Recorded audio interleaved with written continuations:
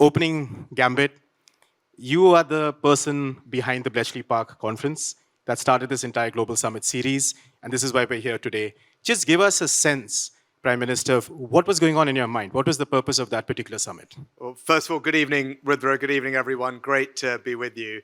When I became Prime Minister, the kind of foreign affairs team in Downing Street, they sit you down and they walk you through your travel calendar for the year ahead. And it turned out there were quite a few international summits. In fact, there were summits on every single topic that you could imagine, some 150 in all. And the Foreign Office, they want you to go to all of them, which I couldn't do. But I noticed on that list that there wasn't a summit to discuss what I thought was the most transformative technology of our lifetimes, and indeed probably the thing that is going to shape our entire countries, societies, economies more so than any other force while we're in office. And that's, of course, AI, which is a general purpose technology. And we're lucky to live at a time when this technology has come along, because they don't come along that often. And I felt, given the far-reaching implications, it was sensible to bring policymakers, leaders together to discuss it, but to do it in a slightly different way. And that was to involve the companies that were developing the technology as well. Now, traditionally, that they wouldn't feature in a G7, G20 format, but I thought it was important because ultimately this research at the frontier was happening in these companies. It wasn't happening inside government R&D labs. So they needed to be at the table alongside leaders. And if you just to think this year alone, the big tech companies are spending 20 times more than the United States spent to do the Manhattan Project, which was obviously a central technology development of its time. So given that, it made sense to bring these groups together, and that was the genesis for the first AI summit in the UK at Bletchley Park. So you got 30 countries together. Amazing accomplishment. You got equal number of companies or more in the same roof. And I'm guessing you had a fair bit of argument and debate, and we've all read the Bletchley Declaration. But for you as the Prime Minister at the time, and now a private citizen, when you look back, what would you say was the key lesson for you? What did you get right? What could you not do at Bletchley? Yeah. Well, I think first thing, there was some skepticism about whether you could bring these politicians, leaders, and all these entrepreneurs, innovators together, and whether they would understand each other. Now, my officials were a bit worried about this, about how I would handle that. I don't have a STEM background, much to my parents' great distress. But the officials are like, "Are you sure you're going to be in the room with all these very smart engineers?" And I did kind of gently point out. I said, "Hang on a minute here." I was like, my wife's uncle is a astrophysics professor at Caltech. My brother-in-law is a computer science PhD, and my father-in-law founded a software company. If I can survive family dinner with my in-laws, I can survive the summit, which just about proved to be true. But I think the nice thing coming out of that summit was obviously the creation of these AI security institutes to help us manage some of the risks that the technology poses, to give people reassurance about that. But I think crucially that the debate has shifted over the years since then. And I think the AI debate has shifted from technology to strategy, from what these tools can do to what countries are choosing to do with them. And I think for political leaders, AI can't be some specialist subject on the side. It's got to become the central responsibility of government. And I think that's what we're seeing at this summit, with the focus rightly on impact. So, Prime Minister, you talked about technology and you talked about use. Now, it seems to us it's pretty clear that the tech is building out way beyond the deployment of use. If you turn to the newspaper on every given day, the big story is winning the AI race. Some good friends of yours want to win it faster than others. It's all about AGI, but you've got a slightly different view on what winning the AI race actually means. Just unpack that for this audience. Yeah, I think history. Well, I tell you, when I left office, someone gave me a copy of a book by a professor called Jeffrey Ding called "Technology and Great Powers," and it looks at the history of these great technological revolutions and proves out the thesis that even if you're the country that didn't invent this great technology, you could be the country that benefited from it the most, stretching all the way back to the printing press. And I think actually India has recognized that leadership in technology doesn't just depend on inventing the technology, it's about how effectively you deploy it. And so by focusing on mass adoption here, I think obviously supported by a deep talent pool, strong digital public infrastructure, and a public which is very supportive of the technology, I think India is well positioned to be a leader in AI and actually demonstrate mass adoption and deployment in society. And I think actually that is reflected now in how other people view it. If you look at Stanford's rankings of global AI superpowers, India's moved into third place. And I think that demonstrates that this focus on adoption and deployment is working here. And I certainly think that that is a way that you are going to bring the most impact to the most people by focusing on that side of things. So it would seem to me that, I mean, after you left office, you've kept this bridge open between frontier labs, private sector, policy and politics. What needs to happen? Because adoption and diffusion is something that we're all here to debate through this entire summit. It's called the Impact Summit. What do we need to do for this impact to actually work for people, for humanity? Well, I think if you look around the world, there are very different attitudes towards AI, Rudra.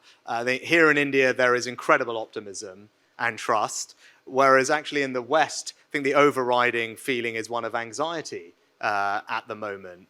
And in order to close that confidence gap, I think that is now not just a technology task, it's a policy task. And I think it's in the public sector, actually, that this battle for trust in AI will be won or lost. And then when citizens start to actually experience better healthcare, more effective government services, faster response times from the state, I think this debate on trust and AI trust goes from abstract to real.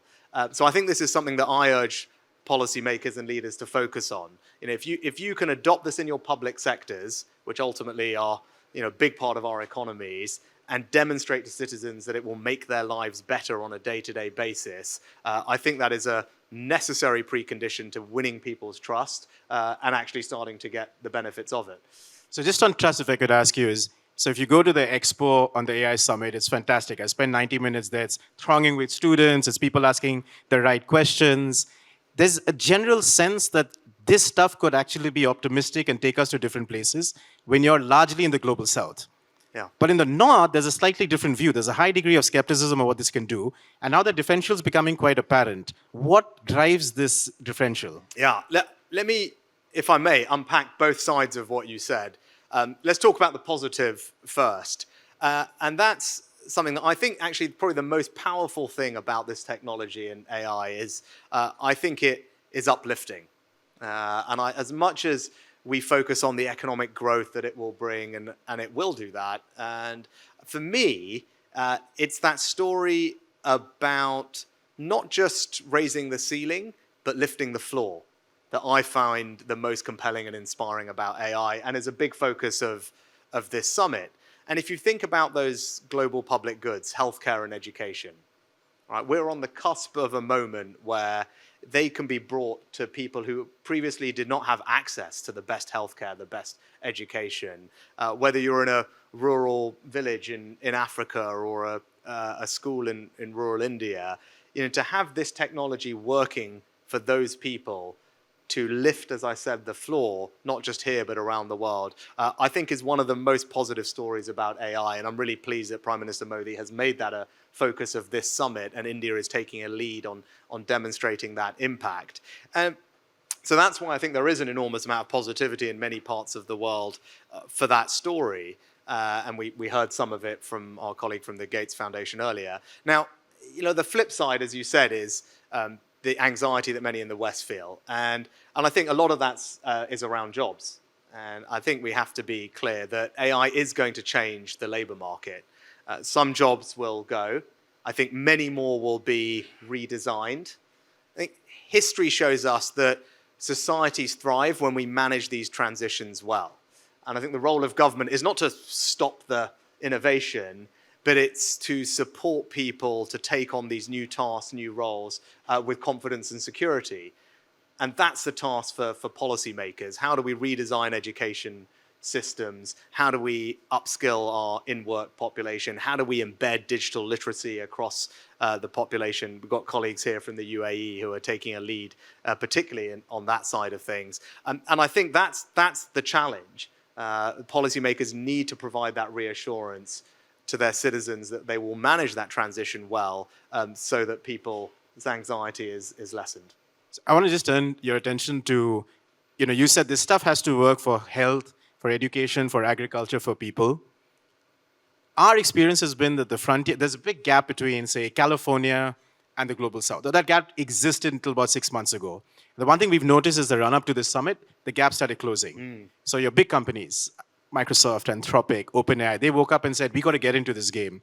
Do you genuinely see frontier labs wanting to play in this game of adoption in these particular sectors where, frankly, the revenue model is still quite murky? Yes, I do. Let's just take India for a second. I mean, you're starting to see just the incredible announcements. You and I were discussing coming in the announcements from some of these frontier labs, not just about the dollars of investment that they're putting into a country, but actually the practical applications that they're developing here. Why are they doing that here? You think about the ingredients that India has. It has one of the deepest pools of AI talent anywhere in the world. If you're a frontier lab wanting to innovate, why would you not want to come and do things here when you have access to a talent pool? When talent is scarce, by the way, real high quality AI talent, that it's in abundance here. Second thing, digital public infrastructure. I know many actually people here take it for granted because they're so used to it now. But to give you a perspective, other parts of the world do not have Aadhaar.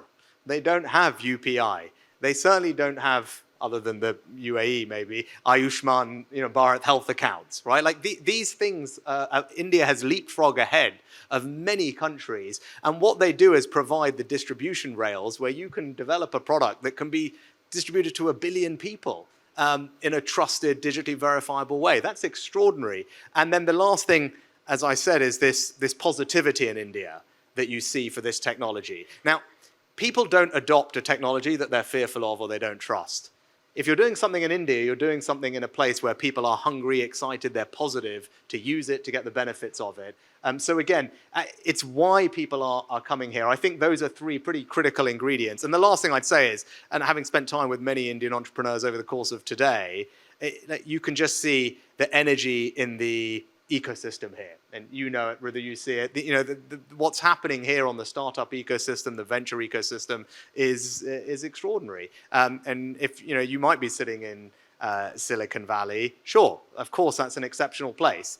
But then you start looking at, well, who else is producing the most unicorns in the world? Who is putting the most investment into AI consumer applications?